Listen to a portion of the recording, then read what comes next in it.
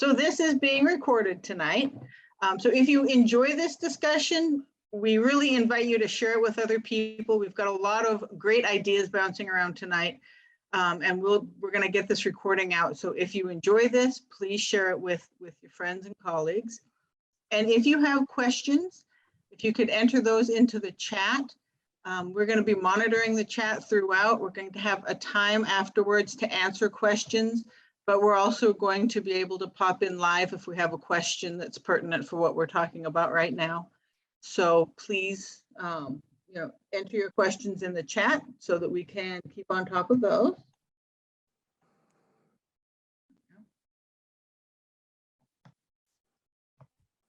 And I would like to take a minute to thank our two main sponsors of Child Abuse Prevention Month, the New Hampshire Department of Education and the Children's Hospital at Dartmouth Health.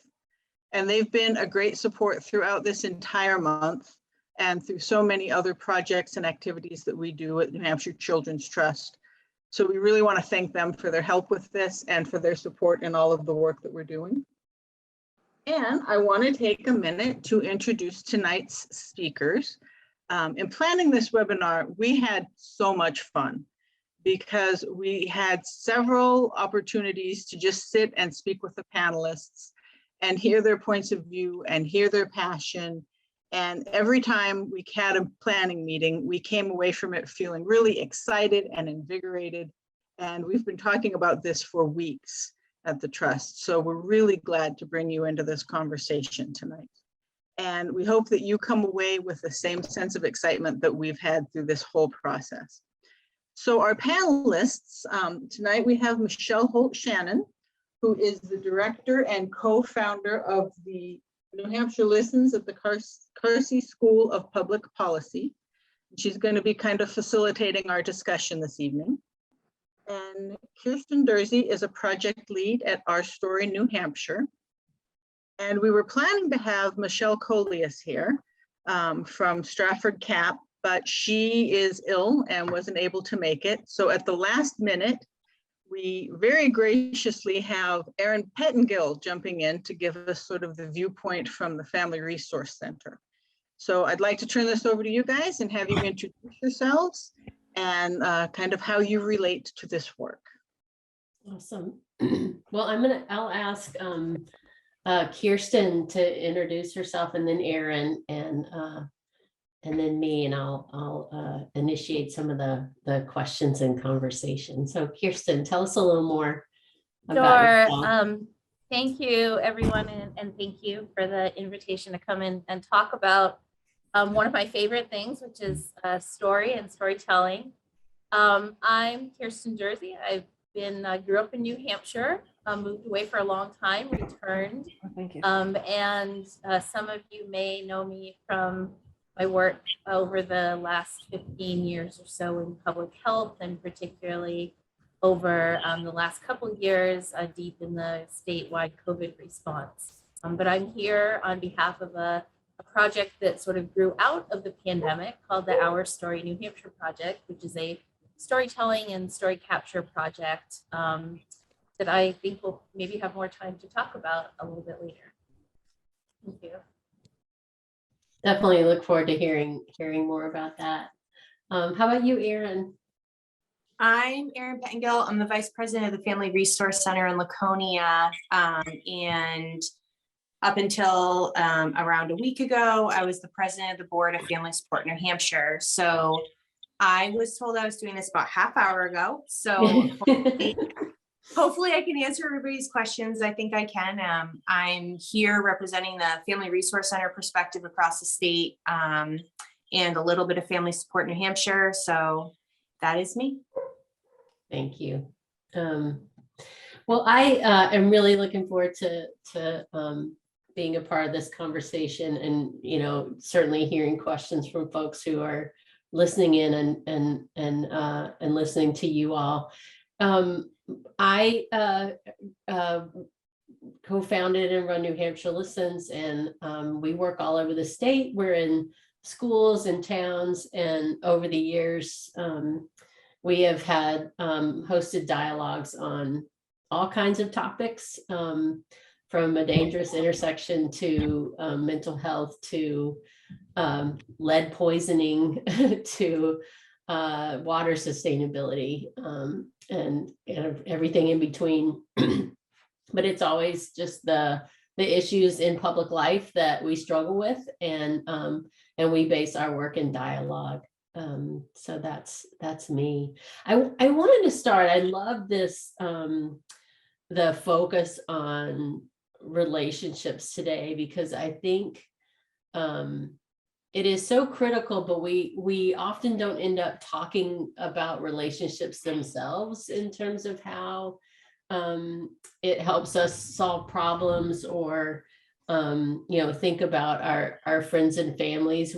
It's almost like it's the big thing, but we talk about all the other stuff around it. But I love the idea of just really digging in on the importance of relationships and certainly how that impacts prevention, but just joy and in our lives and helping us feel like whole humans. So I wanted to start and ask you both sort of in a more personal place and then move outwards to the broader community. But what are some things that you learned from family, chosen family, friends, folks that sort of shaped you when you were growing up? What did you learn about relationships? What are some of the lessons that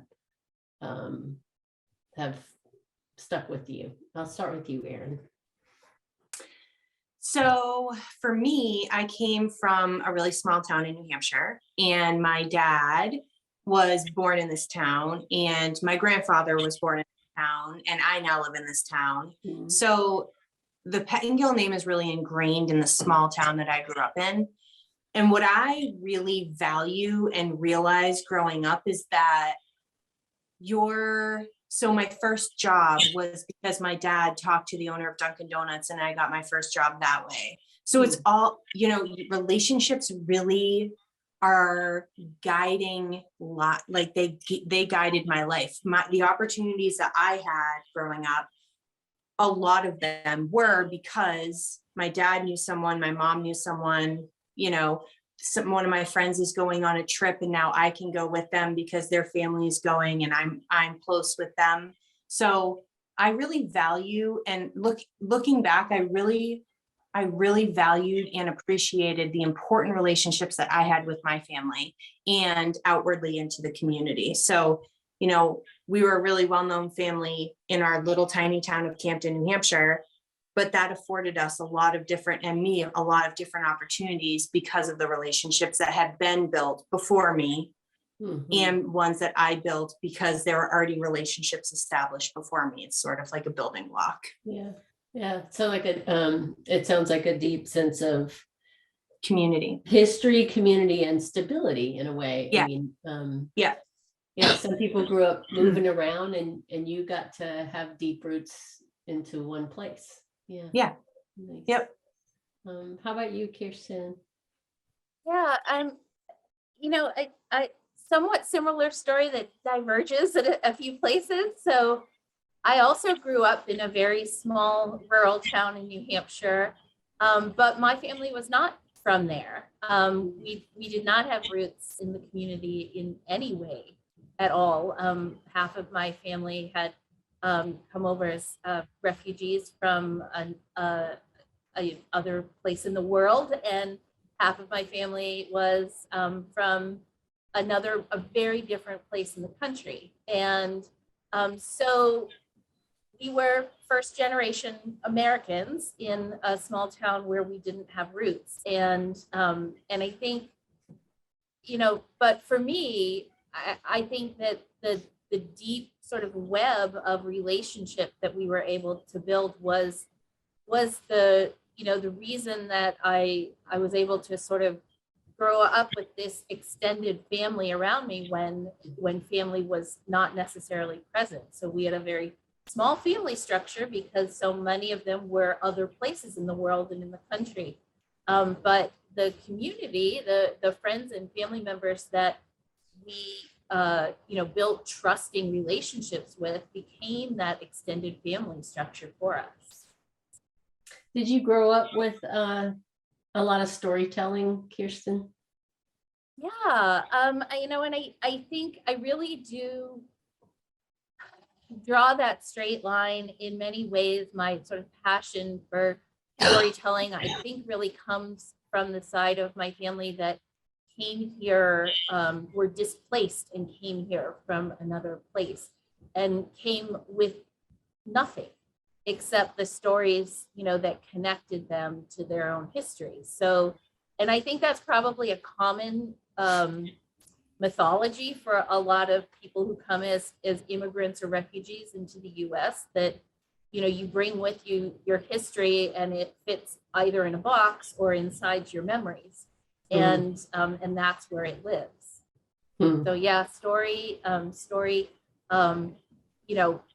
true stories, exaggerated stories that became more exaggerated over time, like that was the connection to culture and family and roots and history. So yes, I did grow up with it. Are there connections there to OurStory, New Hampshire?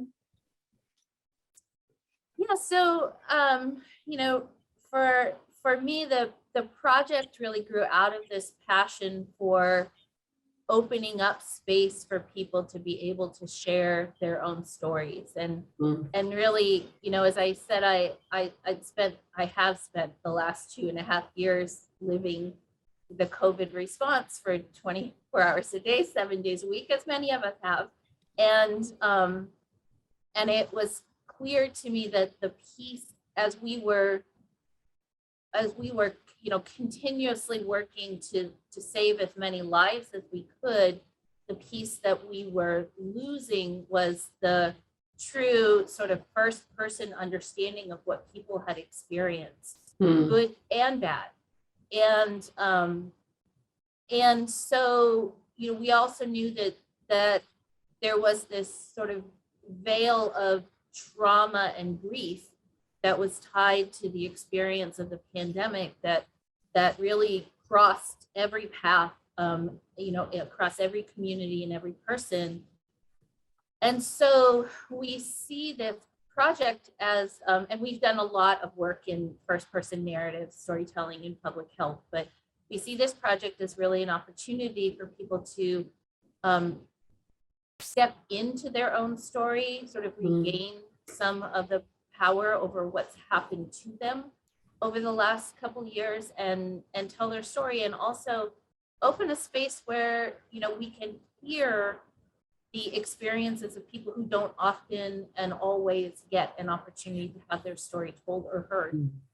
Or sometimes it's told for them, but not by them. And so, if we're going to maintain a sort of compendium of stories that the future generations in our state can look back and see what happened during this time, what were people experiencing, we want everyone's story to have an equal footing to be told. Thank you. That sounds like an important project in a lot of ways. Erin, I'm wondering, in your work, I imagine people's stories have played a role. And sometimes I think we think about stories as hearing the hard things. I'm wondering if you also have had some experience of hearing, stories of, the good news and joy. Yeah. So for my staff and I, we really, we take pride in being active listeners. So every family that walks through the Family Resource Center has a story, good, bad, different, and our job is to listen, hear, and walk the path with them to wherever they want to go.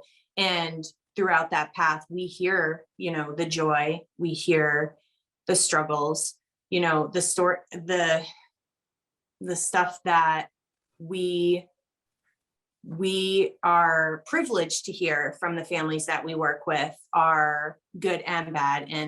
And when you hear the good, you hear the joy, you hear the successes. it fuels us to do our job. So, you know, hearing those good pieces, hearing a family's success, hearing, you know, something going on with the family that maybe we were supporting a year ago, and they came back to tell us that my son graduated high school. That might be just like a mundane conversation for someone, but for us that knows the path that these families took to get there, it's life changing, and it fuels us and allows us to continue doing what we're doing. So yeah, storytelling is huge for us, and it's really about the family telling us, feeling comfortable enough to tell us their story, and for us to hear it and value it and not dismiss it. So. Yeah, no, that's great. I mean, it makes me think too about, just, I mean, you know, Kirsten, you've been on the front lines of what's been happening in public health. And then you also found a way to take time for storytelling, and which involves listening and creating this authentic space. And I think, Erin, about your work that sometimes is about emergencies, not always, but you know, we can get caught up into thinking that everything is urgent, and it makes us, I'll speak for myself, it makes me not listen like I should, or not make time for that authenticity. What helps you, I guess, create space to be present so that it doesn't just become a transaction, you know? Being present to people is so central. Yep. And it's so easy to just get into, you know, work mode, go from one person to another. It really takes, you know, transitioning from, okay, I'm sitting with this person now, like, let me take a minute and center myself and really focus on this person, take out everything else that's going on in your world, which is super hard to do, especially during COVID. So it's definitely an art form. I struggle with it. I have actually a couple of staff on this call, and they will totally agree that I struggle with it sometimes, but it really is just taking a moment to recognize your situation, your current situation, and to just really be deliberate about being present. Because we all have 1 billion things going on, but there is such value in being heard that, you know, everybody deserves a voice, and everyone deserves to truly be heard. So we are hopefully giving that gift to families. Yeah, that's great. You're making me think of when my kids were little, they demanded a kind of attention, you know, like whether it's because they were crying or needed to eat or sleep or, you know, whatever it was just a different kind of attention. And then when my kids became more like tweens and teens, I felt like I had to change how I was present. You know, it was less about, I don't know, I guess taking care of physical things, you know, and more about like being mentally present, and maybe asking a question or, you know, I don't know. I've noticed that shift in what that calls me into. And so just being, not just thinking about being present, and sometimes being present is different, depending on who you're with. Absolutely. Yeah. Kirsten, when we were talking before this and we were talking about stories, one of the things that you said was that not everybody's story is listened to. You know, there's different impacts on whose story we hear, who we keep in mind, who's helped, who's hurt, whose lives are changed by policies. You know, policies are like this, like out here thing, you know, like where do those come from? What are some of the things that you keep in mind when it comes to removing barriers for people who've not often been heard? I think the first thing we have to do is deliberately open the space, right? So that's seeking out communities where voices have often been muted or not listened to, or their stories have been told for them and about them, but not allowed to be told by them. So we have to do the work of bringing, the project, in this case, this project to them. And then ensuring that we've got everything in place to make it a safe and comfortable experience. So there's an incredible, as we all know from our own experience, there's incredible vulnerability in telling your own story. And so, we do everything possible to create a space that's safe. And for us, that means really being guided by like a strong ethical framework. And part of that really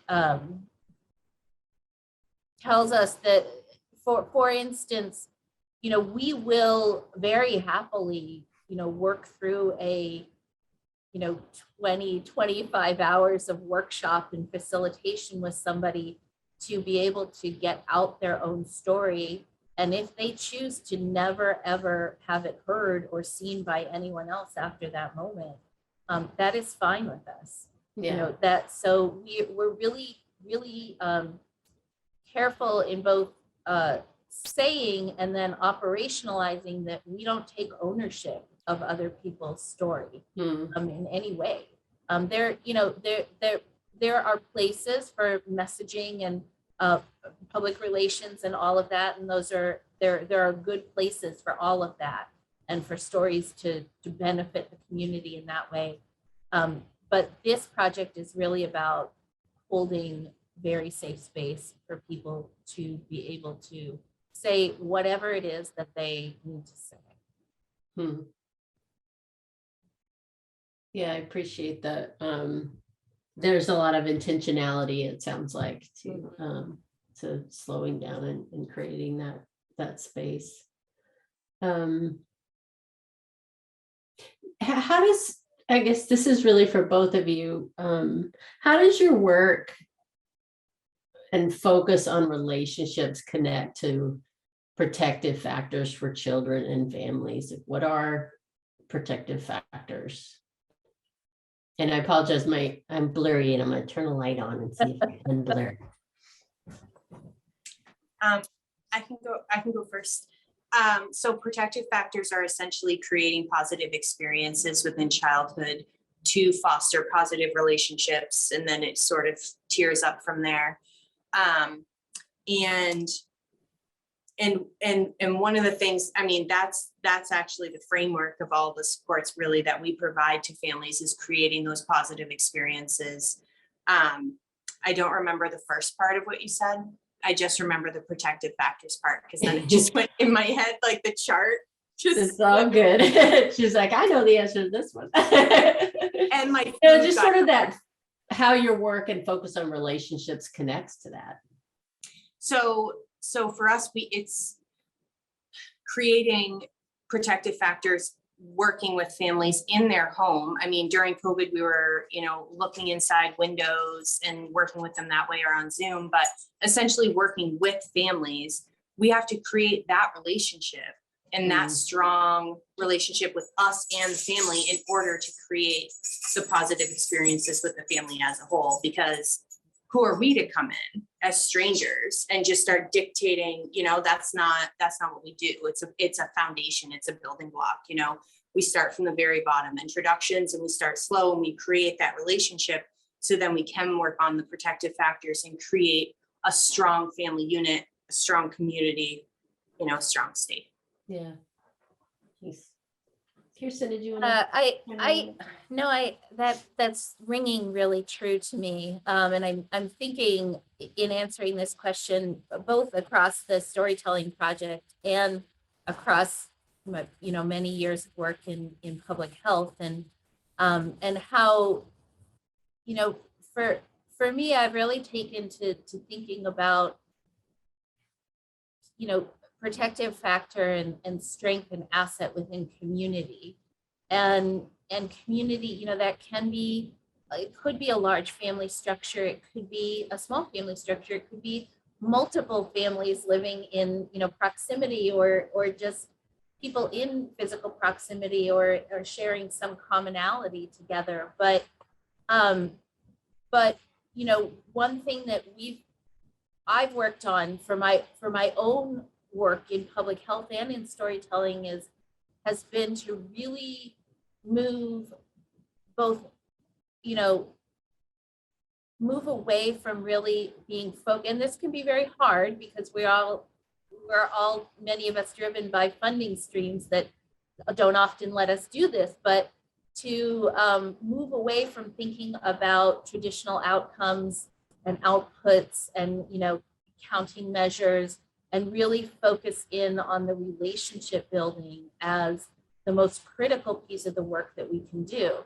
Mhm. And just, we recognize this in our personal life, but I think we often lose it in our professional life, is that relationships take time and they take trust, and that takes time.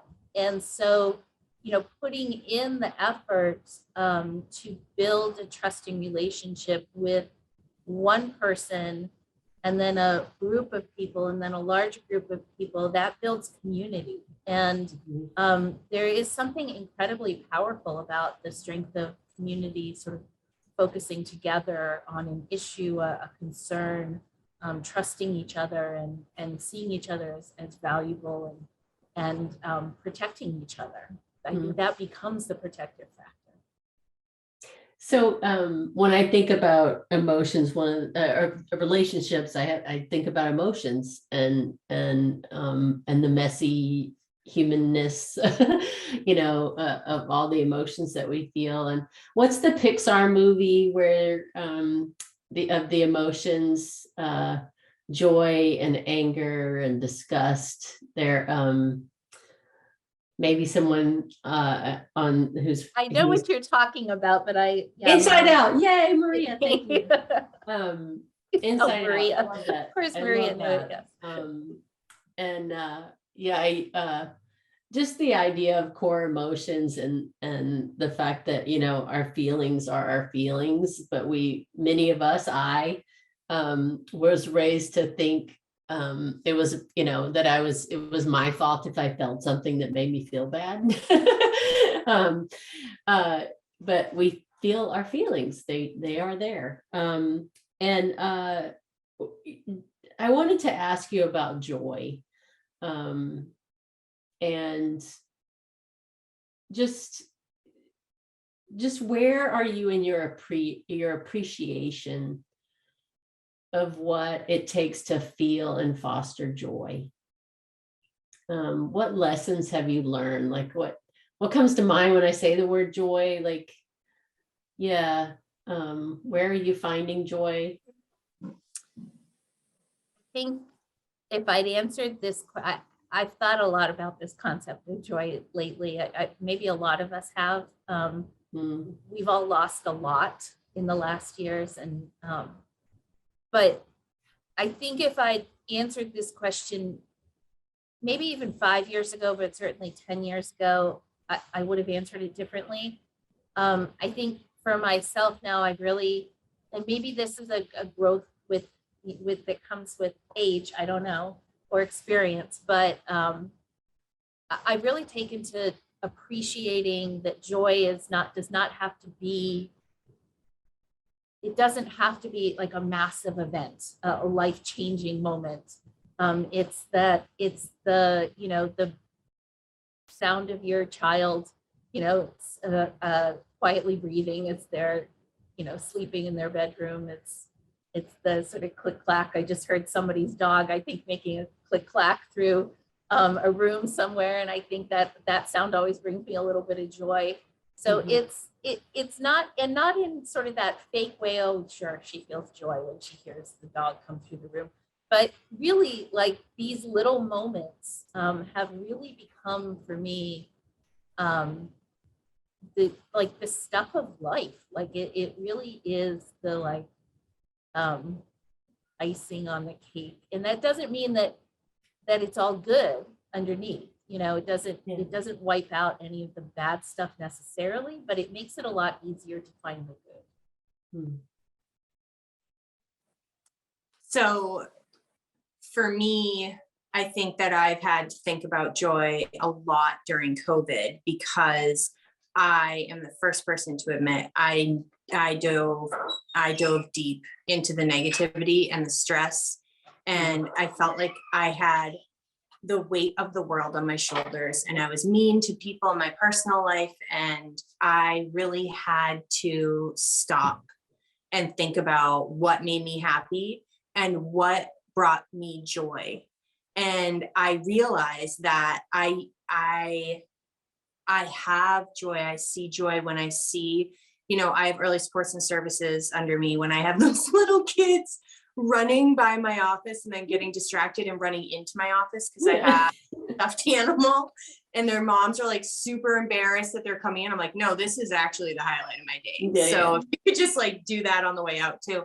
So recognizing that it's the little things for me that like bring a smile to my face, I know that I have to shift my thinking, and I've been working on it to focus on those pieces. Don't necessarily focus on all the stressors, the funding streams, all of the things going on in the COVID world that we have now. Hopefully we're coming out of it soon, but to be able to focus on the positive and the joy. Yeah. And that's a struggle. And it's a Yeah. real struggle, especially in the last couple of years.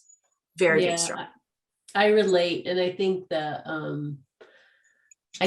thing that, I don't know, maybe a silver lining for me around COVID in terms of life balance was recognizing how much we need those little moments to fill our tank, so that we can then have more resilience when we're dealing with the real weight of the world and the anger. I mean, we have,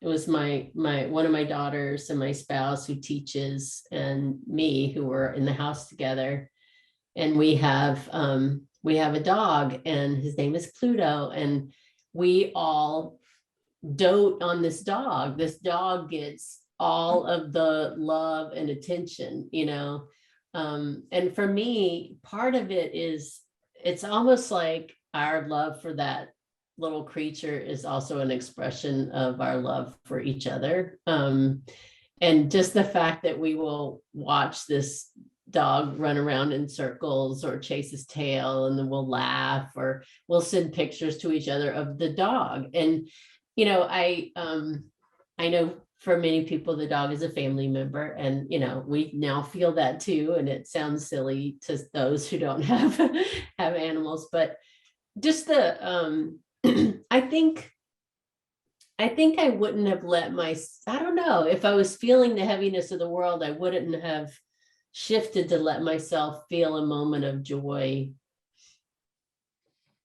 just to ride the roller coaster of emotions that is, our lives, I think. One thing that's So I don't been, know, any other thoughts just about the role of the little things? I mean, I just related to this, I'll just say that, one thing that's been really, maybe it was a little bit of surprising to me, as we've started to work with people and collect their stories about their experience during the pandemic, is how many of them are centered in joy. And it doesn't, and not because the people telling stories happen to be the people who were lucky enough to escape the tragedy, the direct tragedy of the pandemic. They didn't. But this realization that, while it sometimes feels like time stopped or time stood still, it did not. And, and so all the good and the bad carried on. And I'm just consistently amazed by how many people have found small places, small things. Like there's one story that's sticking in my head about a woman who, found sort of like reinvigorated her love for sewing, and created a bunch of masks early on, as a lot of people did. But she happened to have her teenage son with her at home a lot, all the time. And he'd never sewed before, but they started to sew together. And Mm. so, you know, just those moments of what that is, that tremendous resiliency I think we all do have inside us. I think it is, some people are very lucky to have a tremendous amount of support around them that shores up that resiliency, and some people do not. You all know that probably better than anyone else, but even people who do not have it, and I think it's you know, allowing people the space to talk about that resiliency and that joy that they found is really powerful. Yeah, Kristen just posted in chat that COVID was a blessing in disguise, as it allowed me to work from home and enjoy the first year of my little's life, which would not have been possible otherwise.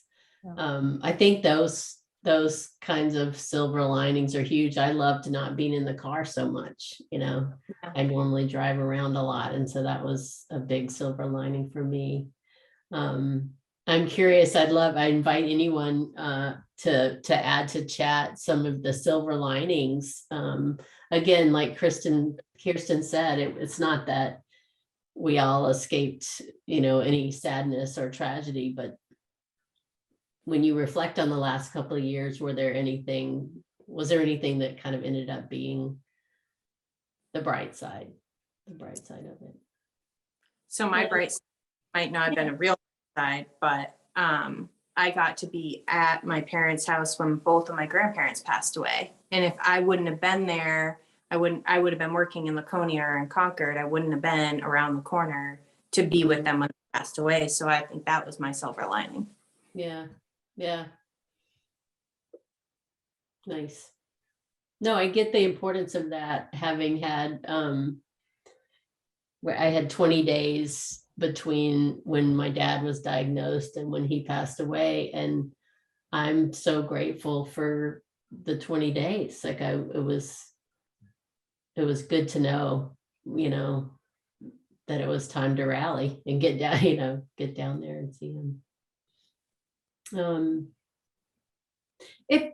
If you were talking to someone who's struggling with the weight of the world right now, and I'm sure we are, I know I am, in terms of you know, from war that we are watching on TV, to the division in our nation, to you know, stories about a neighbor who just passed away from cancer. I mean, it's, you know, what's something that you would share about your own experience that helps you to be resilient? Dig deep and find the joy somewhere, and wherever you can find it, hold on to it and run with it. Whatever you can do. And you were mentioning your dog. I'm obsessed with my dog. Obsessed with my dog, and that's the thing you hear. Yeah, that's Lucy. She's a COVID dog. Lucy. Don't say that. She'll jump Okay. up. She'll be over here. She's like, we go outside. But no, I mean, find that piece and embrace it, run with it, and just really take a few minutes every day and focus on that. Take everything else away. The world is so negative right now. Just focus on what you have in your life that's positive, the joy, and just like funnel that. Mm-hmm. I have a friend who's she has dance parties with her dogs in the kitchen, and that's her moment of joy. And she said that they really, you know, she dances around, and she said they get all excited because she's dancing and they're like, something's happening, you know. And I love the idea of the kitchen dance party. And Karen was posting, I learned that it's good to slow down, which was something I never thought I'd be able to do. I think many of us are running because the pace of life, or it's hard to keep up, and a different kind of slowing down can be really nice. Kirsten, did you have something to share? I mean, I guess I would tell people to sort of just if you can, and I am cognizant of the fact that not everybody has this opportunity, but just reach out and sort of grab onto one hand, like just one hand, or one paw, like it doesn't really matter, but just one sort of living, breathing creature, and let them draw some strength from them if you have to, and when you have it, give some strength back, to somebody who's in need of it. I love that. And I found that even when I feel like I really am at the bottom and I just don't what could I possibly have to give, even just sitting next to someone, just your presence, and in these days, even virtually, I think just being present, listening to people, sitting in silence if that's what they need, can be, you don't have to come with all the answers. You don't have to come with any answers, really, but just be there, be in community with somebody. Yeah. I love the reach out for one hand or one paw. I think that I like how, sometimes I think we set goals for ourselves that are so, like it has to be big, but it's very common right now that many of us are pretty isolated, and not just because of the lockdown time, it's a different kind of isolation that we have to pay attention to. So reach out for one hand or one paw. You heard it here. Kirsten, Durzy. I'm looking at the post too by Vivian. Just the fact that there are more use of Zoom and more opportunities to for communities of all kinds to continue to do business and connect, and just the instances that enables more people to engage and be aware that normally can't attend in person for all kinds of reasons. So that's a different kind of valuable community inclusion. I appreciate that. Vivian. Too, that something I've thought a lot about is that for many of us, we never had to experience what it was like to be deeply isolated. Some of us did, but a lot of us didn't. But to some extent, we've all had some level of experience about how isolating life can feel. And I hope that has helped us build a little bit of empathy and care and understanding for each other. Yeah. I hope so too. The other thing that I am hearing, and I hope that it's a broader conversation. I definitely hear it among young people. I think we were starting to see more of the stigma going away, when people struggle with their mental health, and I feel like more people, have been more open about, I was depressed, or yes, I have anxiety, or, I struggle with, just all kinds of things. And, but that we reduce this, the stigma, because we've realized in this time that we are human, and when we're separated from each other, it's a struggle. Even just the covering of our faces, to have kids be able to uncover their faces now, there's a liberation to that. I'm curious if folks who are listening in, I appreciate the posts in chat, but if anyone wanted to ask a question or just relate into stories or joy, or just relationships and the importance of relationships, would love to invite you to unmute and speak up. You can raise your hand. I'll call on you that way too, or you can just come on camera and say hello. it's also okay to keep lurking. And listening in. Appreciate that too. But if anyone has a question, please feel free to join in. I was trying to think about one of the things that I've been saying to some of the folks that I have been working with is that some of the problems of the world will be solved by technical, solutions. Hopefully someone will figure out how to sequester carbon and, and climate change will slow or, things like that. But it seems to me that anything that we struggle with also needs relational solutions, that we have to be in relationship in order to solve anything, even brainstorming together how to sequester carbon. It's still a relationship. And I wonder if both of you have thought about, if solving problems is such a big part of your work, how do you focus on the positives when the problems capture so much of your attention? Like what is it like for you to make sure you're aware of the strengths and the assets? And people talk about asset-based or strengths-based mindset and all of that. I would love to hear from you. Erin, you want to chime in on that one?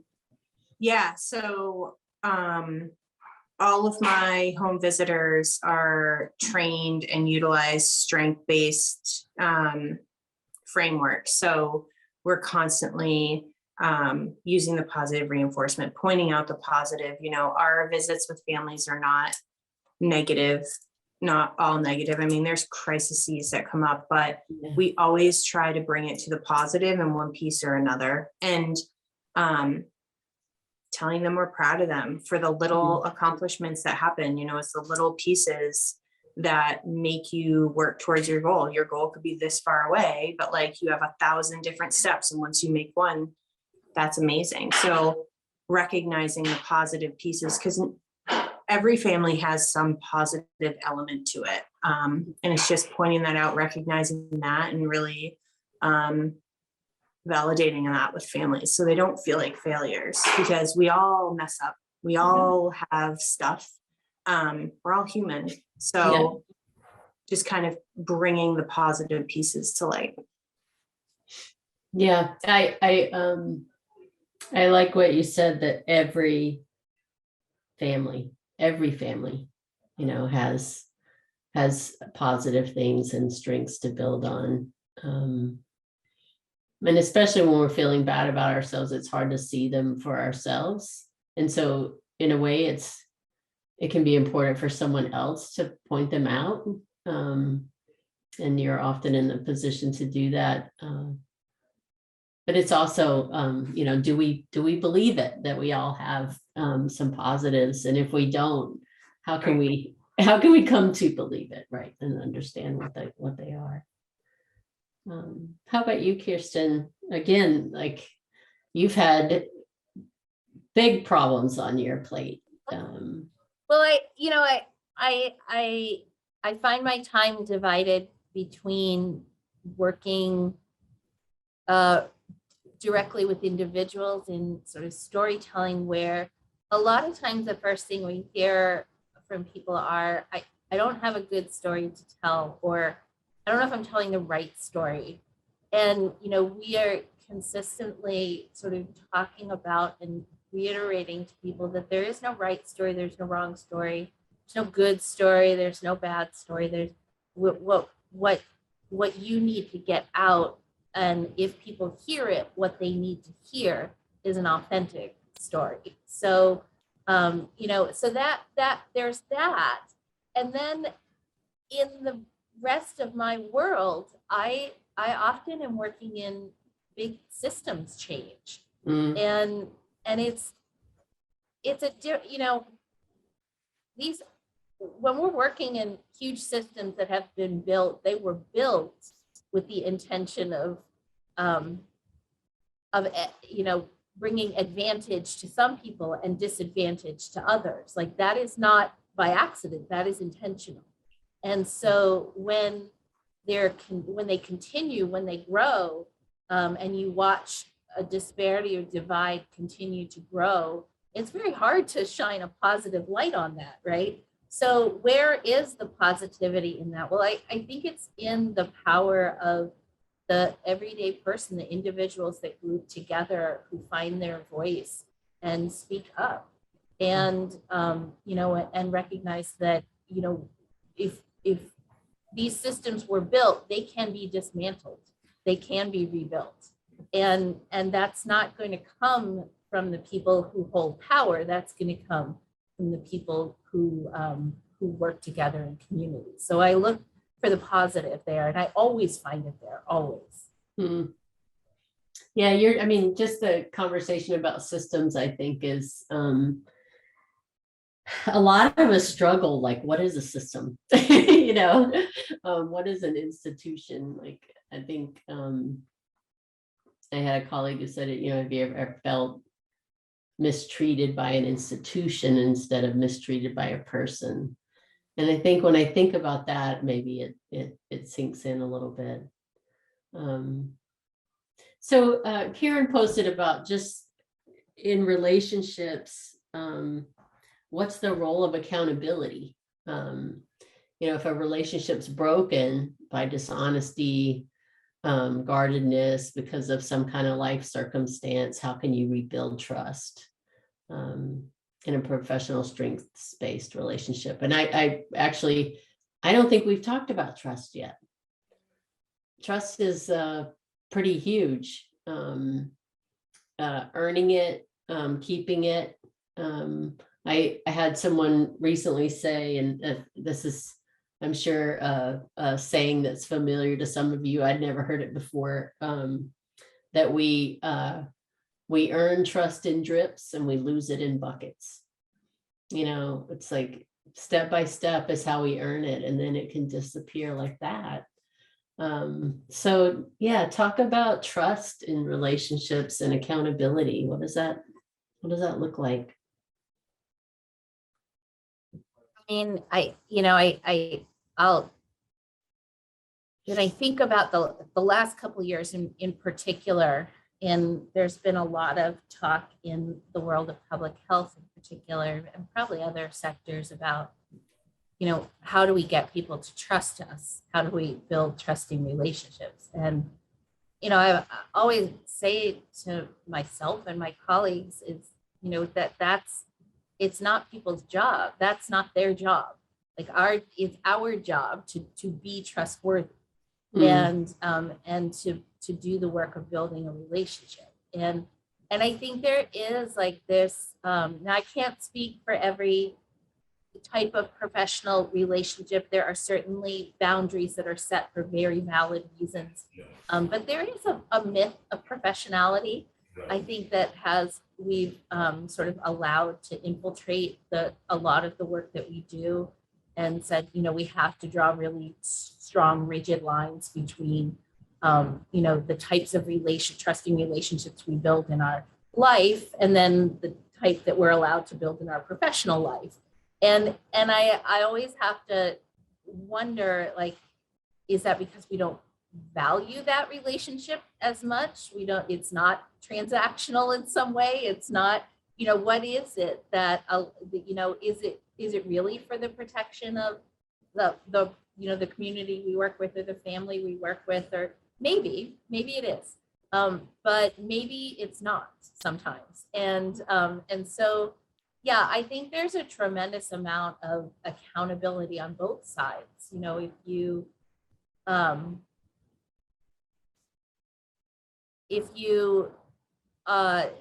do something that breaks trust, it's, I think there have been studies that shown there is like an exponential growth of the amount of time it takes to get that trust back. And so, I really do hold those relationships where, you know, community members have trusted me, I hold them, you know, with the greatest regard, probably even more regard than I hold most of my personal relationships, in all honesty, because they, you know, they have no reason to trust me, and you know, I mean, no inherent reason to trust me. Right? Yeah. So, yeah. Yeah, I mean, that is making me think about the difference between earning and keeping and being accountable to trust as a friend or a mom or a partner or a daughter or a sibling, versus earning and keeping trust as a organization. Yeah. You know, how does trust play out for you, Erin, in terms of earning Yeah. and keeping? That's huge for us. There's been a lot of times that my staff will come to me and say, you know, they're not able to work with the family anymore because, you know, something happened where my staff did something that the family perceived as, you know, going against them, or now they don't trust. There's no trust. So then there's no relationship. And a lot of the families that we work with, to be completely honest, have a long line of people that have screwed them over. Mm-hmm. And we really pride ourselves on being as transparent as possible. We, and I think that being 100% transparent right out of the gate of like what our role and responsibility is going to be, and, you know, setting that framework from the very beginning it allows the family to know kind of what they're getting into and know that, okay, if this happens, this will happen. And the trust can sort of be built from there. And, you know, we talk about boundaries. I think it's different for every family. Mm-hmm. And I say that with some of my staff on this call. So, but I think, you know, when me included, I have families that I work with or have worked with in the past, at Lakes Region that I'm sure I have boundary issues with, but like, it's not a problem because, they need that from me and I'm okay giving it. And so when my staff come to me and have, you know, this happened, you know, I'm not really sure, we have to have the boundary discussion of, okay, like, how are you feeling about it? You know, how are they feeling? And, you know, it's a tightrope walk because on the one hand, we want them to be open, vulnerable and, you know, trust us. On the other hand, you know, some of them might not have the staff's actual cell phone numbers, you know, so it's like, yeah, it's that give and take. And so I think coming right out of the gate and just being as transparent as possible really does create a framework of like how we can best support this family and just making sure that we adhere to that. Yeah. I mean, you said the word transparency, and I think that's huge. You know, it's sort of a version of honesty. It's also a version of predictability. You know, like, yep. If you are transparent, I'm supposed to be able to have a sense of what's about to happen. Yep. And when we don't know, it's scary in a lot of ways. So I think trust it's so critical. I think about again what you've said is really important to the relationships piece. I know for me, I think about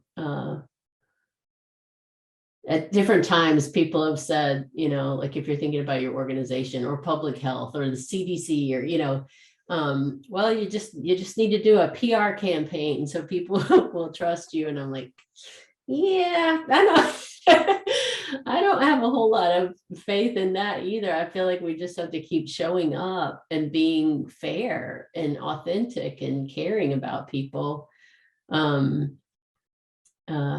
Yeah, so I appreciate that piece on transparency. I think transparency is hard right now because there's a lot of misinformation out there. And there's, we talk about each other, you know, in misinformed, sometimes bad ways. So that's another thing I think that kind of, what are the things that disconnect us? What are the things that I do that are disconnectors, and what are the things that I do that are connectors? And thinking about those, you know, in the role of relationships as well. Yeah, there is in any professional relationship, certainly the ones we're talking about here, there's a power differential that just exists. Whether we work to diminish it or not, if we have power and we have control, we hold power over people in ways that, can make relationship building incredibly difficult. Yeah. And if you're on the other side of that, if you're a family or a person who's been mistreated, who's been excluded, who's been marginalized, it would be dangerous and foolish to inherently trust somebody. Yeah. So I think that, sometimes we look for, people to have like these immediate ability to trust people, but it's, that's a protective factor as well, right? To be able to distinguish who you should trust and who you shouldn't, and to be thoughtful and critical about where you place your trust. Yeah, true. Well, I mean, back to the paw or the hand. I think if there's somebody in your life, just even one person that you feel like you really can trust and that you feel like cares for you, it makes a huge difference. And if you feel like you don't have that, recognizing that it's worth trying to find and work for. Yeah. Any other questions for our panelists? I'm curious, in chat or out loud. Definitely want to invite folks to join this conversation. Yeah, so Rebecca posted, I think, about relationships that come into my life at pivotal moments, and then come to a natural end, how sometimes people they show up when you need them, and it's okay when that chapter ends for both of you. Yeah, I relate to that. I think about that. Sometimes that has happened for me, like because I've moved, or you graduate, or you change jobs, and someone you saw every day, suddenly you don't see them anymore. Yeah, I appreciate those natural transitions. I used to feel bad about that, actually. I used to feel like I should have kept in touch with everyone, right? And then I realized, well, they didn't keep in touch with me either. But yeah. It's such a different feeling, isn't it? That those relationships that end sort of organically or like naturally just fade out. And then those relationships that are like that abrupt ending, I really come to really appreciate the way people can flow in and out of your life at different times, and bring something and take something and go away, and eventually somebody else comes in. It's a really interesting part of our lives. Well, the last thing that I wanted to ask about, and again, please feel free, others, to chime in, is just the role of risk taking. And I don't mean like, bungee jumping or anything like that, but just risk in relationships, risking being embarrassed, or risking getting your heart broken, or risking, I don't know, I guess being betrayed in some way. Do you have thoughts about that, about risk in relationships? I think that all of our families take a risk working with us and being as vulnerable as they are. Mm. And that's a huge risk for a lot of people. So I think risk plays a very pivotal role in home visiting and in the relationships that we create with the families.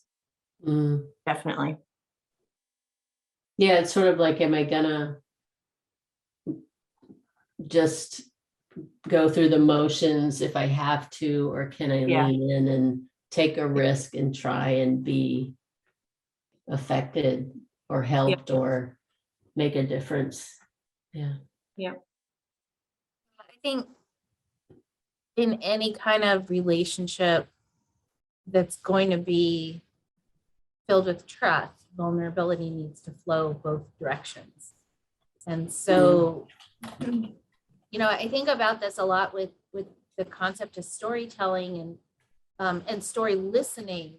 They've done a tremendous amount of neurobiology and neurochemistry work on story. Yeah. And what it tells us is that for the story listener, hearing an authentic story elicits in their brain a chemical response.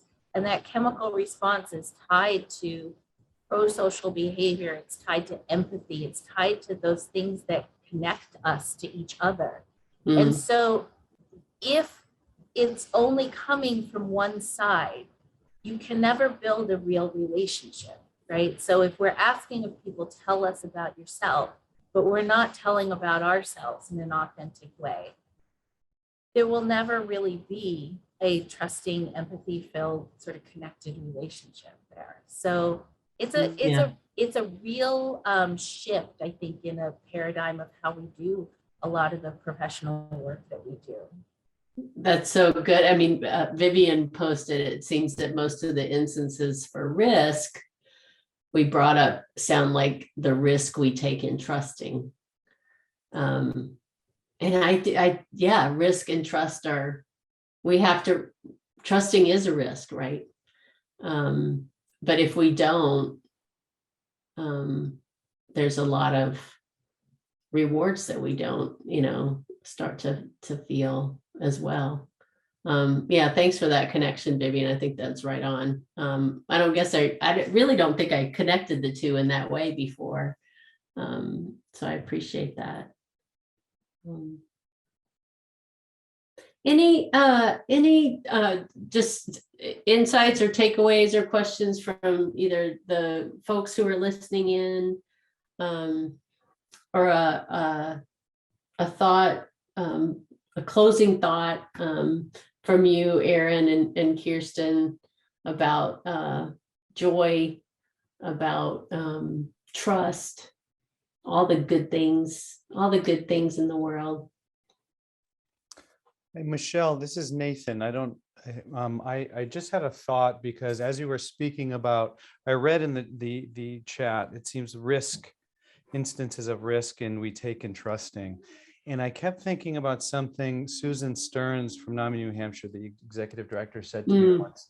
She recently said that grief is the price of love. And I've been thinking that, about that a lot lately. And I just wanted to put that out there to see how it strikes anyone, because, with trust and relationship and love, there is grief, but there's also this counterbalance of joy. And I think those things working together, it's just a lot, and it's very interesting. So I just wanted to put it out there to see if there's any shape you can take with that. Yeah. Grief is the price of love. Yeah. I mean, maybe risk is the center of every sort of, move we make as humans, in some way or another. Because if you risk loving, along with that will come pain. There will come pain at some point.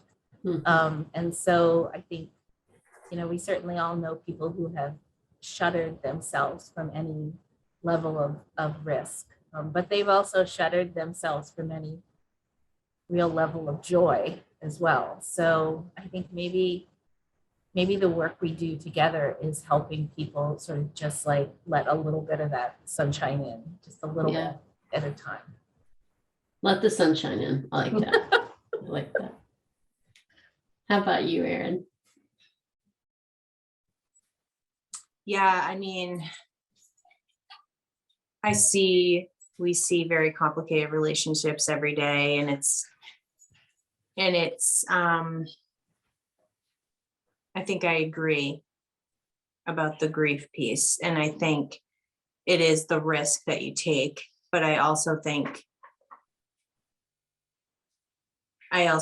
that that risk is something that a lot of our families that we work with, they have, like, you know, they have a fundamental risk from, like,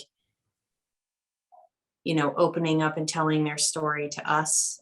Then they have to, you know, work with their partner and then work with the partners that we identify. And that, you know, so there's multiple layers of it. So for me personally, you know, being my sacrifice for being in love is grief. Yes. Like, I'm okay with that. But for families, I think that for the families that we support that have very complicated situations, it's just an added layer that like is really difficult for my staff to work in, you know, with, you know, having their boundaries. Yeah, it's interesting to think about. Yeah. Mary posted about just working every day to gain trust, to listen, to really listen and move work forward, which involves a lot of hard conversations, and trust, transparency, and being honest are also important. Nice. Yeah, I've appreciated the connections, the transparency, stability, trust and risk, grief and love, listening, storytelling, slowing down a little bit, and reaching out for a paw or a hand. That's going to stick with me too. Yeah. Any questions? Or here comes Karen. Yeah, thank you both for just this conversation, and thanks to those who you know, commented and listened in. In some ways, I just think it's a nice opportunity just to reflect on all of our relationships, and just remember what a blessing they are, and remember the joy. So thank you. Thank you all. Yeah, this conversation was as good as we were excited for it to be. So really, thank you guys for coming on. One of the big takeaways I took from tonight was joy and the importance of joy in building relationships. And I kind of want to tie it all together if everyone has had a chance to make your comments. I'd like to play the Moments of Joy video that New Hampshire Children's Trust released as part of April Prevention Month. And I'm sure that we've all seen this before. I've seen it a dozen times, and every single time I see something that I didn't see before. So in an effort to tie this up in a moment of joy, I would like to share this video with you. Nice.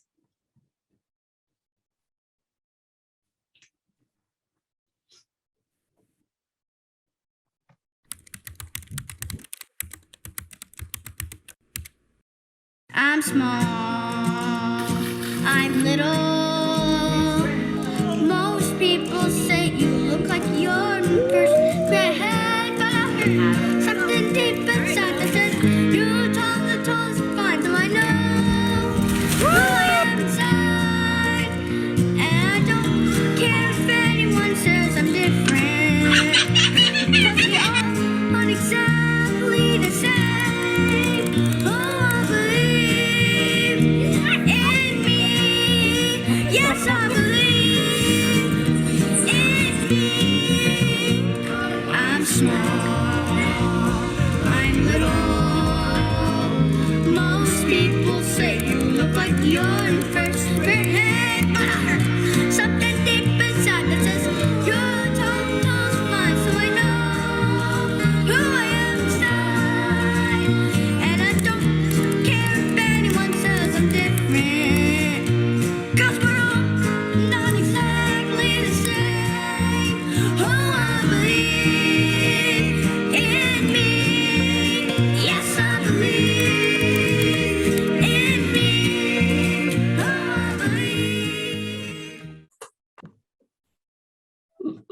Love it. Nice. Thank you, everyone. Good night.